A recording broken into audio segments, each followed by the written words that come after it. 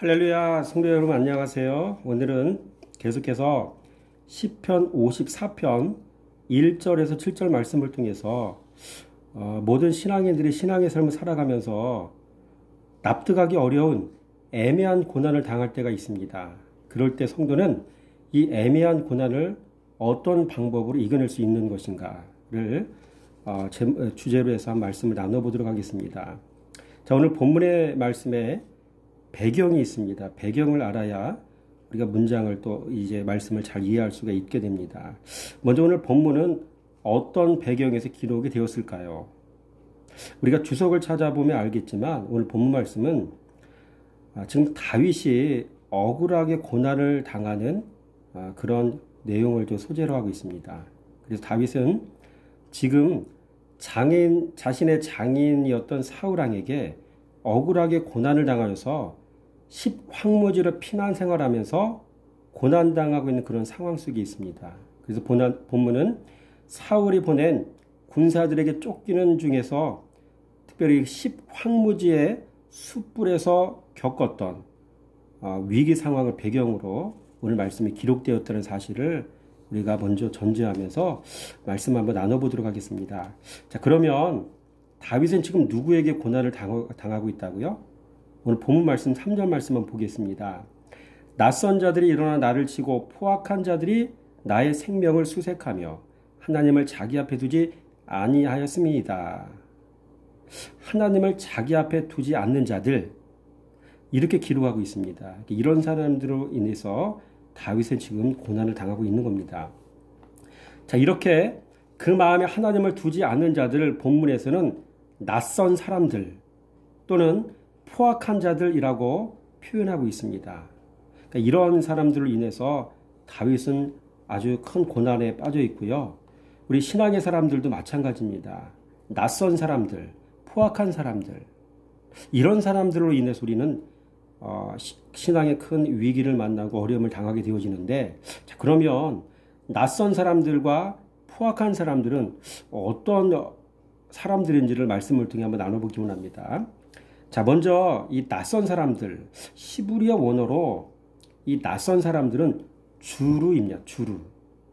이것은 무슨 뜻이냐면 모르는 사람, 멀어지게 된 사람, 싫어하는 사람, 그리고 역겨워하는 사람, 이런 뜻이 있더라고요. 그래서 이 모르는 사람이라는 말은 진리에게 발견되지 않은 사람을 뜻하는 것이고요. 또 멀어지게 된 사람이라는 말은 말씀, 즉 진리에서 멀어진 사람을 뜻하는 것을 우리는 알아야 됩니다. 그리고 싫어하는 사람은 말씀을 싫어하는 사람 또는 진리를 미워하는 사람을 뜻하는 것입니다. 또한 역겨워하는 사람은 지독히도 말씀 생활 안 하는 사람들을 뜻하는 것이죠. 그래서 이런 사람들은 하나님을 자기 앞에 두지 않는 사람들이죠. 그리고 두 번째로 포악한 자들이라는 말이 나오죠. 이 포악한 자들이라는 말은 아리츠, 히브리어로 그렇게 쓰여져 있고요. 이것은 뜻이 무엇이냐면 두려움을 일으키는, awe inspiring, 이런 뜻이에요. 그 다음에 공포를 주는 이란 뜻이 있어요. terror striking. 그래서 두려움을 일으키는 또는 공포감을 주는, 이게 포악한 자들이라는 이제 말 속에 해당되는 뜻입니다. 자, 그러면 이건 무슨 뜻이냐면 진리 생활하여서 또는 말씀 생활하여서 내면이 다듬어지지 않은 사람에게서 나오는 거친 성품을 뜻하는 것인 것을 우리는 알아야 돼요.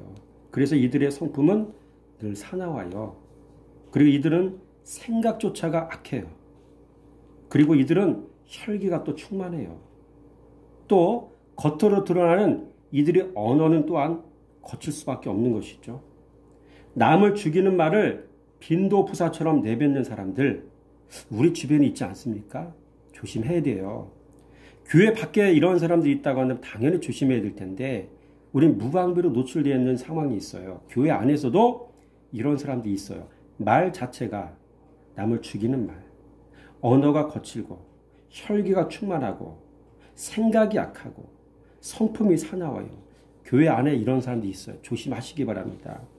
자, 그리고 이런 모습은 예수님의 탄생 소식을 듣고 분노와 시기심이 발동해서 2세 이하의 남자 아이들을 살육시켰던 헤롯 왕에게서도 볼 수 있는 성품이죠. 또 이런 모습은 예수님을 시기하여 죽였던 당사자들이었던 바리새인들에게서 볼 수 있는 모습이기도 합니다. 그뿐만 아닙니다. 또 동생 아벨의 제사만 연락된 사실에 분노하여 동생을 돌로 쳐 죽인 가인의 모습이 또한 이런 모습이었어요. 또 평소에도 겸손하고 온유하여 자신의 천박한 모습과는 너무나 대조가 된 사실에 늘 마음이 불편해 시기와 분노로 모르드게 죽이겠다고 자신의 집 마당에 나무 기둥 세워놓았던 하만의 모습과도 맥이 통하는 정서죠. 그뿐만 아니라 사울은 천천히요, 다윗은 만만이라는 말에 꼭지 돌아서 자신의 사위 다윗에게 여러 차례 창을 던져 그만 벽에 박아 죽이려고 했던 사울왕의 정서와도 어떻게 보면 정서가 똑같이 맥이 통하는 거죠. 또 자신의 말에 순종하지 않는다고 자신의 왕위를 한순간에 폐위시켜버린 아수에로 왕의 모습과도 어떻게 보면 똑같습니다. 그리고 나에게 상처를 주었다는 이유로 화가 나서 그 소년을 죽여 이 땅에 생명을 없이 했던 여러분 라멕의 모습과도 어떻게 보면 맥이 통하는 모습입니다. 여러분 이들 모두가 다 진리 없는 사람들의 모습 아닙니까? 그래서 이들의 성품은 거칠어요. 이들의 성품은 사납습니다. 이들에게는 긍휼한 마음이 없어요. 남을 불쌍히 여기는 마음이 없습니다. 이들은 조금만 수틀리면 속에서 열불납니다. 그래서 처박아야 합니다. 반드시 끝장을 내야 되는 거죠. 여러분 진리를 사랑하지 않는 사람들은 이런 죄악의 굴레를 영원히 벗어날 수가 없어요. 진리 생활을 하지 않으면 사람은 절대로 이런 죄악의 굴레에서 벗어날 수가 없는 거예요. 그래서 교회 안에 있어도 여전히 성품 자체가 내면이 이러한 모습을 가지고 사는 사람들이 많이 있잖아요. 왜? 교회는 다니는데 진리 생활을 하지 않아요. 여러분 진리 생활한다는 말은 말씀 생활을 한다는 말 아닙니까? 말씀 생활을 안 해요. 말씀 사랑하지 않아요. 말씀 묵상하지 않아요. 말씀으로 나를 들여다보지 않아요. 그러니 여전히 내면에 이런 성품들이 하나도 고쳐지지 않는 것이죠. 바르게 원하는 것은 오늘 이 말씀을 듣는 우리 모든 사랑하는 성도님들은 진리 생활에서 말씀 생활에서 말씀 묵상하는 삶을 살아서 여러분 자신의 내면에 있는 이런 죄악들 하나하나를 발견해내고 그것을 진리로 다 처리해낼 수 있는 그러한 은혜가 있어지길 원합니다. 여러분 그래서 지금은 의인은 지금도 이런 사람들 때문에 많이 고통을 당하고 있어요. 가정 안에서도 그렇고 직장에서 그렇고 심지어 교회 안에서조차 여러분 이런 일로 인해서 많은 의인들이 고난을 당하고 있다는 사실을 우리는 알 수 있어야 돼요. 그러므로 성도는 교회 안에서 다음과 같은 사람을 늘 조심해야 돼요. 말씀 생활하지 않는 사람을 조심해야 되고요. 진리 생활하지 않는 사람을 조심해야 됩니다. 또 말씀 순종하지 않는 사람을 조심하셔야 됩니다. 그러므로 신앙의 세계에서 우리는 진리 생활하지 않는 목사를 조심해야 되고요. 진리 생활하지 않는 장로를 조심해야 되고요. 진리 생활하지 않는 권사조차 조심하셔야 됩니다. 언제든지 수틀리면 어떻게 바뀔지 몰라요. 저 자신도 과거에 진리 생활을 하지 않을 때 여러분 이 죄인들의 모습들이 바로 저 자신의 모습이었더라고요. 지금 와서 보면 끔찍합니다. 여러분도 진리 생활하면서 여러분의 내면에 있는 이 작은 죄악이라 할지라도 하나하나 발견해내고 여러분 이 모든 것들을 다 진리로 처리해내는 그런 은혜가 있어지기 원합니다. 자, 그렇다면 일상생활 가운데서 우리가 당하는 고난은 그 원인이 어디 있겠습니까? 그들과 수준이 똑같아서 우리는 고난을 당하고 있어요. 나부터 진리 생활을 하지 않으니 그들과 똑같은 내면의 정서로 여러분 살아가고 있지 않습니까?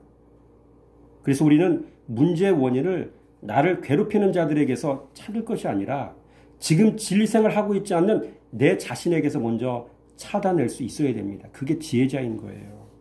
여러분 성도는 말씀 묵상하며 말씀 앞에 내 자신을 정직하게 여러분 살펴보는 자는요. 이런 죄악들을 발견해낼 수가 있고요. 내 자신의 실제적인 모습을 알기 때문에 여러분 더 이상 말도 그렇고 행동도 그렇고 마음에 품는 생각도 그렇고 함부로 할 수가 없어요. 여러분 묵상 생활 잘 하셔서 여러분 이러한 신앙의 승리자, 성공자가 되시기 바랍니다. 또한 고난당하는 다윗은 결국 무엇을 붙잡았겠습니까? 오늘 5절 말씀 한번 읽어보겠습니다. 주께서는 내 원수에게 악으로 갚으시리니 주의 성실하심으로 그들을 멸하소서. 주께서는 주의 성실하심으로 그들을 멸하소서. 여러분 주의 성실하심으로 이 성실이라는 말이 뭘까요? 히브리어 원어로 보니까 에메트더라고요. 에메트. 이 에메트는 진리라는 뜻이더라고요. 여러분 이 진리에는 두 가지의 능력이 있어요. 진리는 두 가지 기능을 합니다. 첫째, 진리에게는 의인을 보호하고 지키는 능력이 있더라고요. 오늘 4절 말씀 보니까 하나님은 나를 돕는 이시며 주께서는 내 생명을 붙들어 주시는 이시니이다. 그렇죠? 여러분 진리는 이렇습니다. 의인을 보호하는 능력이 있어요. 그리고 진리신 말씀을 사랑하면 내가 사랑한 그 말씀이 결국 내 영혼을 지키고 생각 지키고 내 마음을 지키고 내 삶을 지켜줍니다. 여러분 진리를 사랑해서 진리에게 사랑받고 보호받는 성도가 되시기 바랍니다. 둘째로 진리에게는요. 악인을 멸하는 능력이 있더라고요. 5절 말씀 보니까 주께서는 내 원수에게 악으로 갚으시리니 주의 성실하심으로 그들을 멸하소서. 여러분 진리에게는 원수의 악을 갚고 그 원수를 멸하는 능력이 있다는 얘기예요. 이렇게 진리에게는 두 가지 능력이 있어요. 의인을 보호하는 능력이 있고 원수 갚는 능력이 있어요. 다윗은 선을 행하고도 애매하게 고난을 당할 때 이 에메트를 붙잡았어요. 진리를 붙잡았다는 얘기입니다. 애매하게 고난당할 때 성도는 다윗과 같이 에메트, 곧 진리를 붙잡아야 되는 것입니다. 여러분 따라서 하겠습니다. 애매하게 고난당하지 말고 에메트를 붙잡아라. 그렇죠? 여러분 애매하게 고난을 당할 때 여러분 진리를 붙잡으시기 바랍니다. 여러분 진리는요. 창과 방패예요. 진리는 악인을 멸하는 창임과 동시에 의인을 보호하는 방패가 되는 거예요. 그렇죠? 여러분 진리를 사랑해서 이 두 가지 은혜를 다 받아 누리시기 바랍니다. 그 다음에 그렇다면 성도가 하나님을 자기 앞에 두는 유일한 방법은 무엇이겠습니까? 오늘 3절 말씀인데 이렇게 기록하고 있어요. 낯선 자들이 일어나 나를 치고 포악한 자들이 나의 생명을 수색하며 하나님을 자기 앞에 두지 아니하였음이니이다. 하나님을 자기 앞에 라고 기록하고 있죠. 여러분 여호수아서 1장 8절 말씀 보니까 이런 말씀이 있어요. 이 율법책을 내 입에서 떠나지 말게 하며 주야로 그것을 묵상하여 그 안에 기록된 대로 다 지켜 행하라. 그러면 내 길이 평탄하게 될 것이며 내가 형통하리라. 이 율법책을 내 입에서 떠나지 말게 하며 주야로 그것을 묵상하여 그 안에 기록된 대로 다 지켜 행하라. 여러분 하나님께서 여호수아에게 명령하셨던 말씀 묵상과 말씀 순종이 성도가 하나님을 자기 앞에 모셔두고 사는 유일한 방법이라는 사실을 여러분 깨달으시기 바랍니다. 결론입니다. 여러분 신앙의 세계는 엄밀하게 말하면 두 세력 간의 싸움이에요. 주의 이름이 있는 자와 없는 자와의 싸움이에요. 1절 보니까 주의 이름으로 나를 구원하소서. 주의 이름이 있는 자죠. 6절 보니까 주의 이름에 감사하오리니. 여러분 주의 이름이 있다는 얘기예요. 이렇게 주의 이름이 있는 하나님의 자녀와 여러분 주의 이름이 없는 사람과의 싸움이라는 것을 우리는 알 수 있어야 돼요. 그래서 신앙의 세계는 진리 붙잡고 사는 사람과 진리 없는 사람과의 싸움이에요.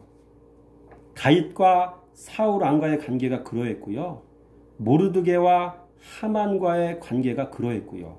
또 사울왕과 모세와의 관계가 그러하였습니다. 주의 이름을 의지하여 진리 붙잡고 진리 생활하는 자, 이런 자는 진리에게 사랑받아 보호받을 것이며, 진리 없는 자는 진리 때문에 심판받고 멸망받을 수밖에 없습니다. 이것이 영적 세계 실상이라는 것이에요. 그렇다면 오늘 하루 여러분은 무엇을 붙잡고 무엇을 의지하며 사시렵니까? 마지막 시편 146편 5절 말씀에 이런 말씀이 있더라고요. 야곱의 하나님을 자기 도움으로 삼으며 여호와 자기 하나님에게 자기의 소망을 두는 자는 복이 있도다. 이런 말씀 자랑하는 삶을 사시기 바랍니다. 묵상하는 삶을 사시기 바랍니다. 그래서 애매하게 인생의 고난을 당할 때에 이 고난에 의해서 넘어지고 쓰러질 것이 아니라 그 고난을 이겨낼 수 있는, 여러분 상황을 역전시킬 수 있는 그러한 승리자로서 살아가는 우리 모든 믿음의 성도의 삶이 되기를 주님의 이름으로 축원함을 드립니다.